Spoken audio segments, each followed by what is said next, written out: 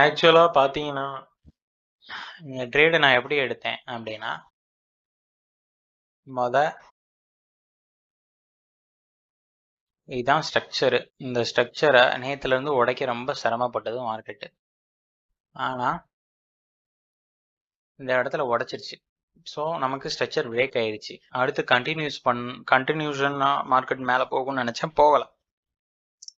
அதுக்கு பதில் மார்க்கெட் என்ன பண்ணுச்சு அப்படின்னா, நேராக உடஞ்சி கீழே உள்ள செல் சைடு லிக்விடிட்டியை எடுத்துட்டு கேரக்டரை சேஞ்ச் பண்ணிடுச்சு. அதுக்கப்புறமா திருப்பி ரீடெஸ்ட் கொடுத்து திருப்பியும் ஸ்ட்ரக்சர் பிரேக் ஆச்சு. அப்புறம் திருப்பி ஸ்ட்ரக்சர் கொஞ்சம் மேலே போய் திருப்பியும் ஸ்ட்ரக்சர் பிரேக் ஆச்சு. பிரேக் ஆகி நமக்கு இங்கே ஒரு சப்ளை கிடைச்சது.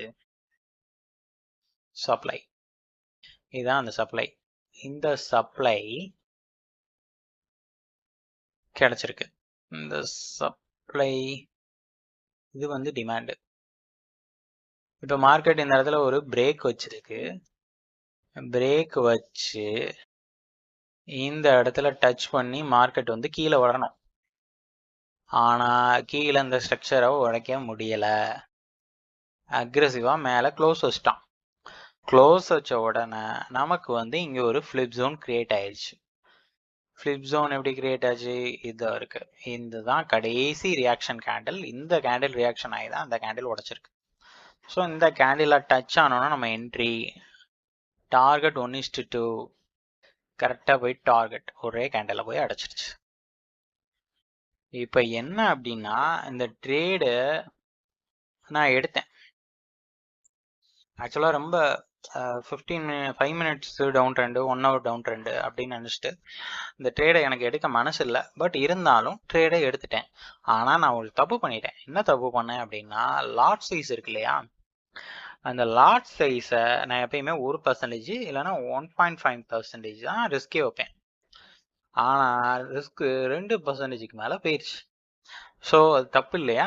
அதனால நான் என்ன பண்ணேன் அப்படின்னா, பார்ஷல் பண்ணணும். 50% பார்ஷல் பண்ணிட்டா ஒரு ஆட்டோமேட்டிக்காக ரிஸ்க் வந்து 1%க்கு வந்துடும் இல்லையா? அதனால லாட் சைஸை கம்மி பண்ணி க்ளோஸ் கொடுத்தேன். அது டோட்டலாகவே எல்லாத்தையும் க்ளோஸ் பண்ணிடுச்சு. க்ளோஸ் பண்ண உடனே கேண்டில் ரியாக்ஷன் பார்த்தீங்கல்ல, கேண்டில் ரியாக்ஷன் உடனே மேலே போயிடுச்சு. ஸோ இந்த இடத்துல நம்மளால் என்ட்ரி எடுக்க முடியாது. அது ரூல்ஸுக்கு அகெயின்ஸ்டு. ஆனால் என்னோட மனநிலை எப்படி இருந்ததுன்னா, எடுத்துருன்னு சொல்லி ரொம்ப இதாகிடுச்சு. சிவியராக ஹார்ட் பீட் அடிச்சிச்சு. என்னால் எமோஷனலாக கண்ட்ரோல் பண்ண முடியல. நான் இன்னொரு ஆர்டர் போடுறதுக்கு ரெடி ஆகிட்டேன். டக்குன்னு போய்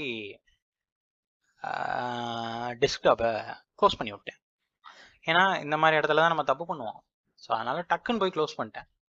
க்ளோஸ் பண்ணிட்டு முடிச்சுட்டு ஃபோனெல்லாம் வச்சுட்டு கொஞ்ச நேரம் ரிலாக்ஸ் பண்ணேன். எனக்கு அதே தாட்டாகவே இருந்தது. பட் இருந்தாலும் பரவாயில்ல, ரூல்ஸுக்கு அகெயின்ஸ்டாக எதுவும் பண்ண வேணாம், இது தப்பு, அடுத்த வாட்டி நம்ம நடக்காமல் பார்த்துக்குவோம் அப்படின்னு சொல்லி என் மனசில் என்ன இருந்தது. ஸோ அதனால் நான் ரூல்ஸ் பேஸ் பண்ணி வின் பண்ணியிருக்கேன் அப்படின்னு சொல்லி நான் என்னோட மனசை தேத்திக்கிட்டேன்.